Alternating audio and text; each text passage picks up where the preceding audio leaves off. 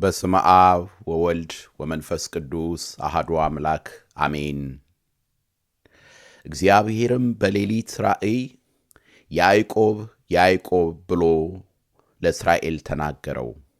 እርሱም እነሆኝ አለ። አለውም የአባቶችህ አምላክ እግዚአብሔር እኔ ነኝ። ወደ ግብፅ መውረድ አትፍራ፣ በዚያ ትልቅ ሕዝብ አደርግሃለሁና። አይንተ እግዚአብሔር አባቶች ካህናት፣ ወንድሞች ዲያቆናት፣ በደመ ክርስቶስ የተዋጃችሁ በመላው ዓለም ሆናችሁ ይህንን የእግዚአብሔርን ቃል በየዕለቱ የምናነብበትን ፕሮግራም የምትከታተሉ አባቶች፣ እናቶች፣ ወንድሞች፣ እህቶች ሰላም እግዚአብሔር ከእናንተ ጋር ይሁን። እግዚአብሔር አምላክ እነሆ በዮሴፍ ሕይወት ውስጥ አስደናቂ የሆነ ሥራውን እንዴት አድርጎ እንደሠራ አይተናል። ዮሴፍ የይቅርታ ሕይወትን፣ ዮሴፍ የበረከት ሕይወትን ለወንድሞቹ ሲያሳይ በኦሪት ዘፍጥረት ምዕራፍ 45 ላይ ተመልክተናል። እኔ ወንድማችሁ ዮሴፍ ነኝ፣ አባታችሁ በሕይወት አለን ብሎ በእነሱ ፊት በለቅሶ በእንባ ራሱን እንዴት እንደገለጠ፣ ያም ብቻም ሳይሆን የእግዚአብሔር ምሕረትን የእግዚአብሔርን ቸርነት በመከራው ውስጥ እንዴት እንደተመለከተ አይተናል። የላካችሁኝ እናንተ አይደላችሁም፣ ለቤታችን መድኃኒት ሊያደርገኝ አስቀድሞ የላከኝ እግዚአብሔር ነበር ነው ያለው እና ይህንን መልእክት ለያዕቆብ ሲነግሩት ያዕቆብ ልጄን ለማየት እነሳለሁ ብሎ ነበር። ግን አስተውሎ ያዕቆብ አሁን ከነዓንን ትቶ ሊሄድ ነው። እግዚአብሔር ለአብርሃም፣ ለይስሐቅ፣ ለእርሱም ለራሱ ለያዕቆብ ተስፋ የገባበትን የቃል ኪዳን ምድርን ትቶ ሊሄድ ነው። ስለዚህ ከባድ ነገር ነው የገጠመው እና ለዚያ እግዚአብሔር የሰጠው መፍትሄ ምንድን ነው? በዚህ በኦሪት ዘፍጥረት ምዕራፍ 46 ላይ ይሄንን እናነባለን። እግዚአብሔር አምላክ አሁንም እንዲያስተምረን፣ አሁንም እንዲመክረን፣ እንዳስለመደን እንዲያስተምረን ቅዱስ ፈቃዱ ይሆንልን። በዚህ አጋጣሚ በተለያየ መንገድ አስተያየታችሁን ለምትልኩ፣ ማበረታቻችሁን ለምትልኩ፣ በእውነት ደግሞ ምስክርነታችሁን ለምትሰጡ እግዚአብሔር ይባርካችሁ እላለሁ። አንድ ደስ ያለኝን ምስክርነት ልንገራችሁ። ይህ የዮሴፍ ታሪክ ሕይወቴን የለወጠ ትምህርት ነው። በዚህ ምክንያት እነሆ ወንድ ልጅ ለመውለድ እየጠበቅኩኝ ነውና ልጄን ዮሴፍ እላለሁኝ ብለዋል። እንግዲህ እግዚአብሔር ይባርካቸው ይህንን ፕሮግራም የሚከታተሉ። በእውነት እግዚአብሔር አምላክ አዲሱን ሕፃን ዮሴፍን ደግሞ በአይምሮ በጥበብ እንዲያሳድግልን ቅዱስ ፈቃዱ ይሆንልን። እርሱም ልክ እንደ ዮሴፍ ባለ ራእይ ሆኖ ወላጆቹን የሚጠቅም ለሕዝብም በረከትን የሚያመጣ እንዲሆን የአምላካችን ቅዱስ ፈቃዱ ይሆንልን። እንግዲህ ኦሪት ዘፍጥረት ምዕራፍ 46ን አብረን እናነባለን። ኦሪት ዘፍጥረት ምዕራፍ 46 እስራኤልም ለእርሱ ያለውን ሁሉ ይዞ ተነሳ፣ ወደ ቤርሳቤህ መጣ፣ መሥዋዕትንም ለአባቱ ለይስሐቅ አምላክ ሰዋ። እግዚአብሔርም በሌሊት ራእይ ያዕቆብ ያዕቆብ ብሎ ለእስራኤል ተናገረው። እርሱም እነሆኝ አለ። አለውም የአባቶችህ አምላክ እግዚአብሔር እኔ ነኝ። ወደ ግብፅ መውረድ አትፍራ፣ በዚያ ትልቅ ሕዝብ አደርግሃለሁና እኔ ወደ ግብፅ አብሬህ እወርዳለሁ፣ ከዚያም ደግሞ እኔ አወጣሃለሁ። ዮሴፍም እጁን በዓይንህ ላይ ያኖራል። ያዕቆብም ከቤርሳቤ ተነሣ። የእስራኤልም ልጆች ያዕቆብን ይወስዱ ዘንድ ፈርዖን በሰደዳቸው ሰረገሎች አባታቸውን ያዕቆብንና ሕፃናቶቻቸውን ሴቶቻቸውንም ወሰዱ። እንስሶቻቸውንም በከናን አገርም ያገኙትን ከብታቸውን ሁሉ ይዘው ያዕቆብና ዘሩ ሁሉ ከእርሱ ጋር ወደ ግብፅ መጡ። ወንዶች ልጆቹንና የልጆቹን ወንዶች ልጆች፣ ሴቶች ልጆቹንና የወንዶች ልጆቹን ሴቶች ልጆች፣ ዘሩንም ሁሉ ከእርሱ ጋር ወደ ግብፅ አስገባቸው። ወደ ግብፅም የገቡት የእስራኤል ልጆች ስም ይህ ነው፣ ያዕቆብና ልጆቹ፣ የያዕቆብ በኵር ሮቤል። የሮቤልም ልጆች ሄኖህ፣ ፈሉሶ፣ አስሮን፣ ከርሚ። የስምዖን ልጆች ይሙኤል፣ ያሚን፣ ኦሃድ፣ ያኪን፣ ጸሐር፣ የከናናዊት ልጅ ሳኡል። የሌዊም ልጆች ጌድሶን፣ ቀዓት፣ ሜራሪ። የይሁዳም ልጆች ኤር፣ አውናን፣ ሴሎም፣ ፋሬስ፣ ዛራ፣ ኤርና አውናን በከነዓን ምድር ሞቱ። የፋሬስም ልጆች ኤስሮም፣ ሐሙል። ኤርና አውናን በከነዓን ምድር ሞቱ። የፋሬስም ልጆች ኤስሮም፣ ሐሙል። የይሳኮርም ልጆች ቶላ፣ ፉዋ፣ ዮብ፣ ሽምሮን። የዛብሎንም ልጆች ሴሬድ፣ ኤሎን፣ ያህልኤል። ልያ በሜሶጶጣሚያ በሶርያ ለያዕቆብ የወለደቻቸው ልጆችና ሴቲቱ ልጇ ዲና እነዚህ ናቸው። ወንዶችም ሴቶችም ልጆቿ ሁሉ 33 ነፍስ ናቸው። የጋድም ልጆች ጽፎን፣ ሐጊ፣ ሹኒ፣ ኤስቦን፣ ኤሪ፣ አሮዲ፣ አርኤሊ። የአሴርም ልጆች ዩምና፣ የሱዋ፣ የሱዊ፣ በሪአ እህታቸው ሴራህ። የበሪአ ልጆችም ሄቤር፣ መልኪኤል። ላባ ለልጁ ለልያ የሰጣት የዘለፋ ልጆች እነዚህ ናቸው። እነዚህ 16ቱንም ነፍስ ለያዕቆብ ወለደች። የያዕቆብ ሚስት የራሔል ልጆች ዮሴፍና ብንያም ናቸው። ለዮሴፍም በግብፅ ምድር ምናሴና ኤፍሬም ተወለዱለት። የሄልዮቱ ከተማ ካህን የጴጥፋራ ልጅ አስናን የወለደቻቸው ናቸው። የብንያም ልጆች ቤላ፣ ቤኬር፣ አስቤል። የቤላ ልጆችም ጌራ፣ ናዕማን፣ አኪ፣ ሮስ፣ ማንፌን፣ ሁፊም፣ ጌራም፣ አርድን ወለደ። ለያዕቆብ የተወለዱት የራሔልም ልጆች እነዚህ ናቸው። ሁሉም 14 ነፍስ ናቸው። የዳንም ልጆች ሁሺም። የንፍጣሌም ልጆች ያሕጽኤል፣ ጉኒ፣ የጽር፣ ሺሌም። ላባ ለልጁ ለራሔል የሰጣት የባላ ልጆች እነዚህ ናቸው። እነዚህንም ለያዕቆብ ወለደችለት። ሁሉም 7 ነፍስ ናቸው። ከያዕቆብ ጋር ወደ ግብፅ የገቡት ሰዎች ሁሉ ከጉልበቱ የወጡ ከልጆቹ ሚስቶች ሌላ ሁላቸው 66 ናቸው። በግብፅ ምድር የተወለዱት የዮሴፍ ልጆች 2 ናቸው። ወደ ግብፅ የገቡት የያዕቆብ ቤተሰቦች ሁሉ 70 ናቸው። ይሁዳንም በጌሴም እንዲቀበለው በፊቱ ወደ ዮሴፍ ላከ። ወደ ጌሴም ምድርም ደረሱ። ዮሴፍም ሰረገላውን አዘጋጀ። አባቱንም እስራኤልን ሊገናኘው ወደ ጌሴም ወጣ። ባየውም ጊዜ በአንገቱ ላይ ወደቀ፣ አቅፎትም ረጅም ጊዜ አለቀሰ። እስራኤልም ዮሴፍን አንተ ገና በሕይወት ሳለ ፊትህን አይቻለውና አሁን ልሙት አለው። ዮሴፍም ወንድሞቹንና የአባቱን ቤተሰቦች እንዲህ አላቸው፣ እኔ መጥቼ ለፈርዖን እንዲህ ብዬ እነግረዋለሁ፣ በከነዓን ምድር የነበሩት ወንድሞቼና የአባቴ ቤተሰቦች ወደ እኔ መጥተዋል። እነርሱም በግ የሚጠብቁ ሰዎች ናቸው፣ እንስሳ ያረቡ ነበርና በጎቻቸውንና ላሞቻቸውን ያላቸውንም ሁሉ አመጡ። ፈርዖንም ቢጠራችሁ ተግባራችሁስ ምንድን ነው ቢላችሁ በግ ጠባቂ ሁሉ ለግብፅ ሰዎች ርኩስ ነውና በጌሴም እንድትቀመጡ እንዲበሉት፣ እኛ ባሪያዎች ከብላቴናነታችን ጀምረን እስካሁን ድረስ እኛም አባቶቻችንም እንስሳ አርቢዎች ነን። በፍጡር የሚያመልክ የተረገመ ነው። እግዚአብሔር አምላክ ስለ ቃሉ የተመሰገነ ይሁን።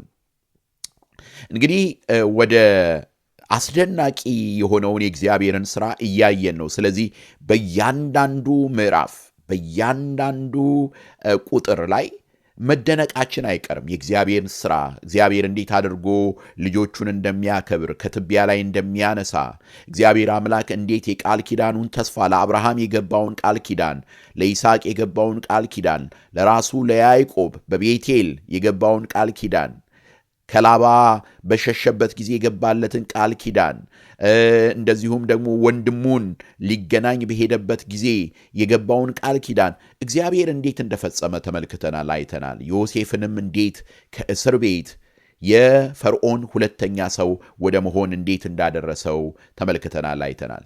በዚህ ምዕራፍ በምዕራፍ 46 ላይ ከቁጥር 1 እስከ 7 ያዕቆብ ወደ ግብፅ ያደረገውን ጉዞ እንመለከታለን። በዚያ ውስጥ ያለውን ነገር እናያለን። እንደገና ከቁጥር 8 እስከ 27 ደግሞ ዝርዝሩን እናገኛለን። ወደ ግብፅ የወረዱትን የእስራኤል ወይም የያዕቆብን ልጆች ዝርዝር እናገኛለን። እንደገና መጨረሻ ላይ ዮሴፍ ከአባቱ ጋር እንዴት እንደተገናኘና ዮሴፍ የመከራቸውን ምክር እናገኛለን። ከ28 እስከ 34 ድረስ ቁጥሮቹን ማለቴ ነው። እንግዲህ በዚህ ውስጥ ምንድን ነው የምናየው? አስተውላችሁ ከሆነ በተደጋጋሚ ከዚህ በፊትም በተደጋጋሚ ያሳይቻችኋለሁ። ለምሳሌ የአብርሃምን ካያችሁ በእያንዳንዱ በተጓዘበት መንገድ ላይ የመጀመሪያ ስራው መሰዊያ መስራት ነው። የመጀመሪያ ስራው መስዋዕት ማቅረብ ነው፣ ወደ እግዚአብሔር መምጣት ነው። ስለዚህ የአብርሃም ሕይወት ምንድነው? ዋና የሚያደርገው ነገር በአብርሃም ሕይወት ውስጥ ዋናው ነገር ምንድነው ካላችሁኝ አምልኮን ማዕከል ያደረገ ነገር ነው የምታገኙት። አምልኮን ማዕከል ያደረገ እግዚአብሔርን ማምለክን ነው ያስቀደመው።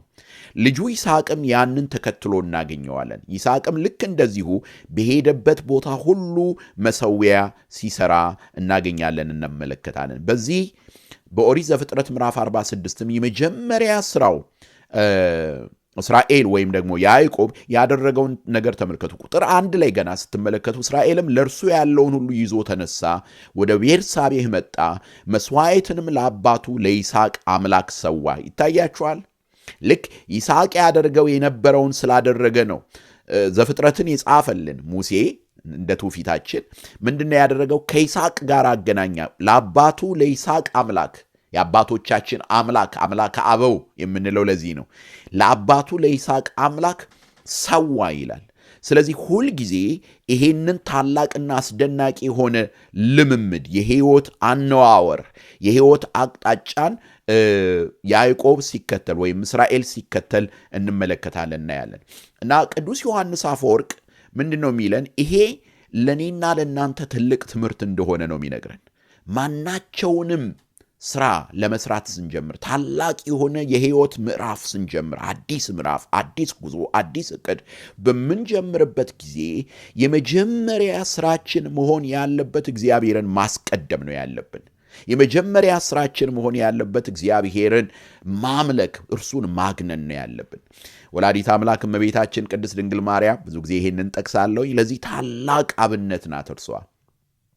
የስጋዌው ምስጢር በእርሷ ውስጥ ሲከናወን መልአኩ ቅዱስ ገብርኤል ያንን አስደናቂ ነገር ሲናገራት የሰው ልጅ ሰምቶት የማያውቀውን ንግግር ነው የሰማችው ከቅዱስ ገብርኤል። ከኤልሳቤጥም ልክ እንደዚሁ አይነት አስደናቂ ነገር ነው የሰማችው። ወዲያው ምንድን ነው ያደረገችው? ታበዮ ነፍሴ ለእግዚአብሔር፣ ነፍሴ ጌታን ታገነዋለች፣ ታመልከዋለች ነው ያለችው። እና ቅዱስ ዮሐንስ አፈወርቅ የሚለንን ልንገራችሁ። ይህን በምንሰማበት ጊዜ ማለት ይህንን ንባብ ቁጥር 1 ላይ ያለውን ማለት ነው። ይህንን በምንሰማበት ጊዜ አንድን ሥራ ለመጀመር ስንነሳም ሆነ ወደ ጉዞ ስንወጣ በማናቸውም በምናደርገው ነገር ሁሉ በመጀመሪያ በጸሎት ለአምላካችን መሥዋዕት ማቅረብን እንድንማር ያደርገናል ይላል። በፊታችን ያለውንም ጉዳይ ለመወጣት የእርሱን እርዳታ በመጥራት የእነዚህን ደግ ሰዎች አምላካዊ ፍርሃት፣ መንፈሳዊነትን መምሰል ይገባናል ይላል። ምሳሌያችን ልናደርገው ይገባል ካለ በኋላ እንዲህ ይላል መጽሐፉ ለአባቱ ለይስሐቅ አምላክ መሥዋዕትን አቀረበ የሚለው ያዕቆብ የአባቱን ፈለግ እንደተከተለና ይስሐቅ ለእግዚአብሔር የነበረውን ታላቅ አክብሮት እርሱም እንደደገመው እንድትረዱ ነው።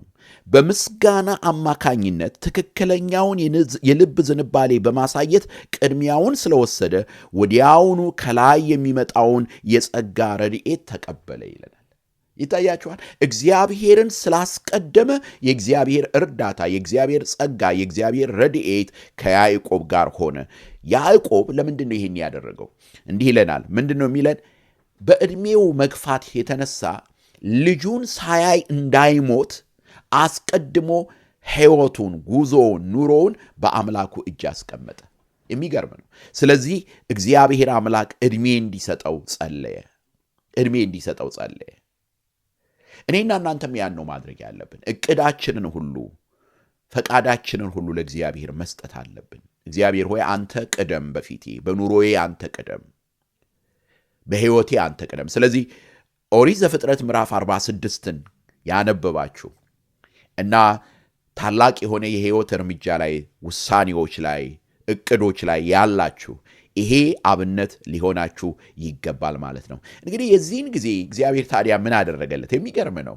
ወዲያውኑ እግዚአብሔር በራእይ ሲገለጥለት እንመለከታለን፣ እናያለን። ምን አለው? አትፍራ ሲለው እናያለን። ይሄ ነው በአምልኮ ወደ እግዚአብሔር በምንቀርብበት ጊዜ የእግዚአብሔር ሀልዎት ከኔና ከእናንተ ጋር ይሆናል። እግዚአብሔር አይዟችሁ ከእናንተ ጋር እሆናለሁ ይላል። ልበ አምላክ ዳዊት ያለው ይሄ ነው አይደል? በሞት ጥላ መካከል እንኳን ብሄድ አንተ ከኔ ጋር ነህና ክፉን አልፈራም።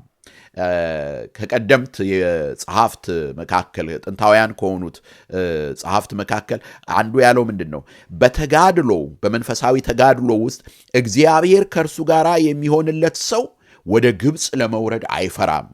የዚህን ዓለም ትግልና ከሚቃወሙት አጋንንት ጋር የሚደረገውን ጦርነት ለመጋፈጥ አይፈራም። ለምን? እግዚአብሔር ሁልጊዜ ከእርሱ ጋር ይሆናልና።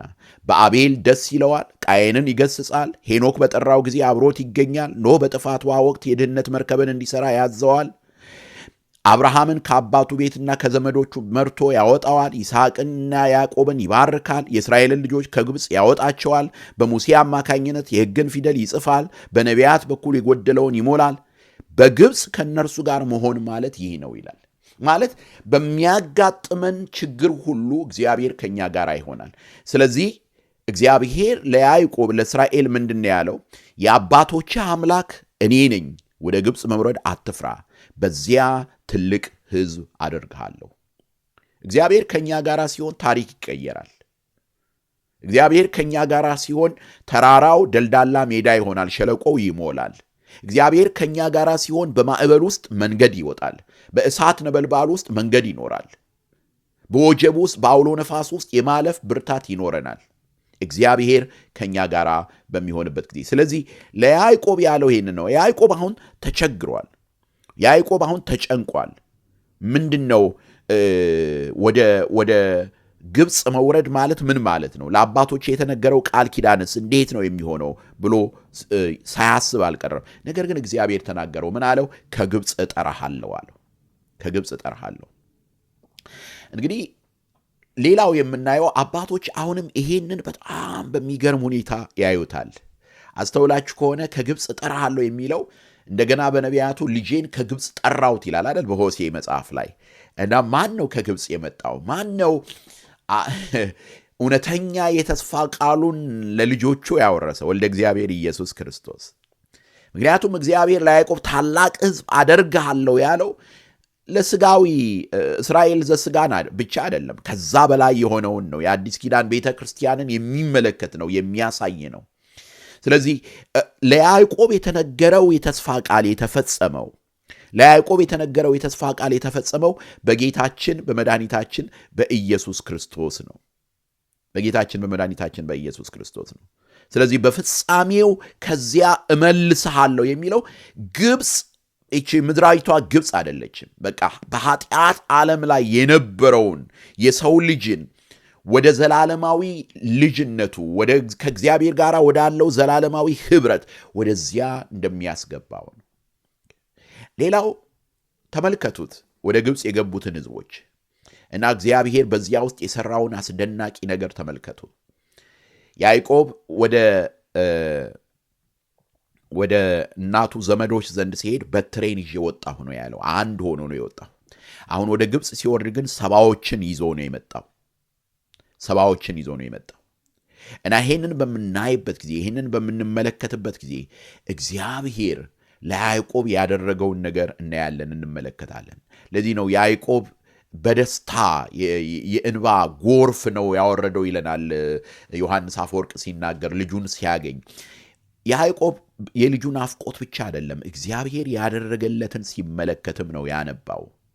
እንባ በረከት ነው። በነገራችን ላይ እንባ ስጦታ ነው በኦርቶዶክሳዊ መንፈሳዊ ሕይወት ውስጥ እና ለያዕቆብ ያደረገለት አስደናቂ ነገር ነበር። የመጨረሻ ልናገር፣ ብዙ አልይዛችሁም፣ አጠር አድርጌ ነው የዛሬውን ማብራሪያ የምናገረው። ዮሴፍ የተናገረውን ትመለከታላችሁ። እግዚአብሔር እንዴት በዮሴፍ ሕይወት ውስጥ እንደሚሰራ ቅዱስ ኤፍሬም ሶርያዊም ቅዱስ ዮሐንስ አፈወርቅም የዮሴፍን ምክር ለወንድሞቹ የተናገረውን ምክር በጣም አስደናቂ በሆነ መንገድ ተርጉመውታል። ምንድን ነው የሆነው? ዮሴፍ የመከራቸው ምንድን ነው? እኛ ከብቶች ጠባቂዎች ነን በሏቸው አለ። ለምን? ሳይርቁም ሳይቀርቡም በግብፅ ምድር ላይ እንዲኖሩ ነው። አስተውሉ። ረሃብ ነው ወደ ግብፅ ያመጣቸው። የተስፋው ቃል ያለው ግን ከነዓን ላይ ነው። ከነዓንም ነው መውረስ ያለባቸው። ግብፅ የነርሱ አይደለችም። ከነዓን ናት ለአብርሃም ቃል የተገባው፣ ለይስሐቅ ቃል የተገባው፣ ለያዕቆብ ቃል የተገባው። ስለዚህ ወደ ከነዓን በሚመጡበት ጊዜ ወደ ግብፅ በመጡበት ሰዓት ምን አላቸው ዮሴፍ? ግብፃውያን ከብት የሚጠብቁትን ሰዎች እንደ ርኩሳን ነው አድርገው ነው የሚያዩት ከአምልኳቸው የተነሳ። ምክንያቱም ከብቶቹን ያመልካሉ፣ አይጠሏቸውም፣ ግን በሩቅ ነው የሚይዟቸው። ስለዚህ ከብቶችን ይዛችሁ ለግጦሽ በሚመች ቦታ ላይ እንድትባረኩ ይሄንን ለፈርዖን ንገሩት አለ። ጌታችን መድኃኒታችን ይሄንን ቃል በቀጥታ ሳነብና የአባቶችን ትርጓሜ ሳይ አይምሮዬ በቀጥታ የሄደው ዮሐንስ ወንጌል ምዕራፍ 17 ላይ ነው። ጌታችን መድኃኒታችን ኢየሱስ ክርስቶስ ምንድን ነው ያለው ለአባቱ? ከዓለም እንድታወጣቸው አይደለም ለምን፣ በዓለም ናቸው፣ ነገር ግን ከዓለም አይደሉም። ስለዚህ ከዓለም እንድታወጣቸው አይደለም፣ ከክፉ እንድትጠብቃቸው ነው። ስለዚህ እኛ በዓለም ውስጥ ነን፣ ነገር ግን ከዓለም አይደለን። አሁን ይሄን እንድታስተውሉ። ስለዚህ ከዓለም ጋር ያለን ግንኙነት እዚህ ጋር ዮሴፍ ለወንድሞቹና ለአባቱ የመከራቸው አይነት ግንኙነት ነው መሆን ያለበት። በዓለም ውስጥ የክርስቶስን ክብር የክርስቶስን የማዳን ምስጢር ልንገልጥ ተጠርተናል። ነገር ግን ዓለም እኛን እንዳይውጠን፣ በማባበሉ እንዳይወስደን፣ ዲያብሎስ ጌታን እንደፈተነው በእነዚያ ፈተናዎች በስልጣን ሊሆን ይችላል፣ በገንዘብ ሊሆን ይችላል፣ በሌላውም ነገር በፍትወት ሊሆን ይችላል፣ በዚያ እንዳይወስደን እኔና እናንተ በዓለም እንዳለን ነገር ግን ከዓለም እንዳይደለን ሁልጊዜ ልናስብ ይገባል። እንደው ቃሉን እንደገና ባነብላችሁ ደስ ይለኛል። ምክንያቱም ዮሐንስ ወንጌል ምዕራፍ 17 ላይ ያለው ቃል እጅግ አስደናቂ ነው። ወልደ እግዚአብሔር ኢየሱስ ክርስቶስ ለአባቱ የተናገረውን እንዲህ ይላል፣ እኔ ቃልህን ሰጥቻቸዋለሁ፣ እኔ ከዓለም እንዳይደለሁ ከዓለም አይደሉምና። ቁጥር 14 ላይ ዮሐንስ 17 ላይ እኔ ቃልህን ሰጥቻቸዋለሁ፣ በእርሱ ለደቀ መዛሙርቱ ኋላም ደግሞ በእርሱ ለሚያምኑት ሁሉ ማለት ነው። እኔ ቃልህን ሰጥቻቸዋለሁ፣ እኔም ከዓለም እንዳይደለሁ ከዓለም አይደሉምና ዓለም ጠላቸው፣ ከክፉ እንድትጠብቃቸው እንጂ ከዓለም እንድታወጣቸው አልለምንም። እኔ ከዓለም እንዳይደለሁ ከዓለም አይደሉም። ይታያችኋል። በዓለም ውስጥ ነን፣ ነገር ግን ከዓለም አይደለንም። ስለዚህ ዮሴፍ የመከራቸው ነገር ቢኖር በግብፅ ምድር ናችሁ፣ ነገር ግን ከግብፅ ርኩሰት ጋር ኅብረት እንዳይኖራችሁ፣ ከግብፅ ርኩሰት ጋር አንድነት እንዳይኖራችሁ ብሎ ሲናገር እንመለከታለን። ምን ያላቸው? እኔ መጥቼ ለፈርዖን እንዲህ ብዬ ነግረዋለሁ፣ በከነዓን ምድር ላይ የነበሩት ወንድሞቼና የአባቴ ቤተሰቦች ወደ እኔ መጥተዋል። እነርሱም በግ የሚጠብቁ ሰዎች ናቸው። እንስሳ ያረቡ ነበርና በጎቻቸውንና ላሞቻቸውን ያላቸውንም ሁሉ አመጡ። ፈርዖንም ቢጠራችሁ ተግባራችሁስ ምንድን ነው ቢላችሁ፣ በግ ጠባቂ ሁሉ ለግብፅ ሰዎች ርኩስ ነውና በጌሴም እንድትቀመጡ እንዲበሉት። ይሄ ጌሴም ኋላ ላይ እንመለከተዋለን። እዚህ ዘፍጥረት ላይ አይደለም። ያዙት ይሄንን ጌሴምን። እዚህ ዘፍጥረት ላይ አይደለም፣ ዘጸአት ላይ መላው ግብፅ ጨለማ ሲውጠው ጌሴም ብርሃን ነው። መላው ግብፅ ዝንብ ሲወረው ጌሴም ንጹሕ ነው። መላው ግብፅ ደም በደም ሲሆን ጌሴም የጠራ ውሃ ይጠጣሉ። ጌሴም ቤተ ክርስቲያን ናት። ጌሴም እያንዳንዱ የእግዚአብሔር ክብር የገነነበት ቤት ነው። ጌሴም በእግዚአብሔር ሐልዎት በእግዚአብሔር ፕሬዘንስ የምንጓዝበት ሕይወት ነው። በጌሴም መቀመጥ፣ በግብፅ እያለን በጌሴም መቀመጥ።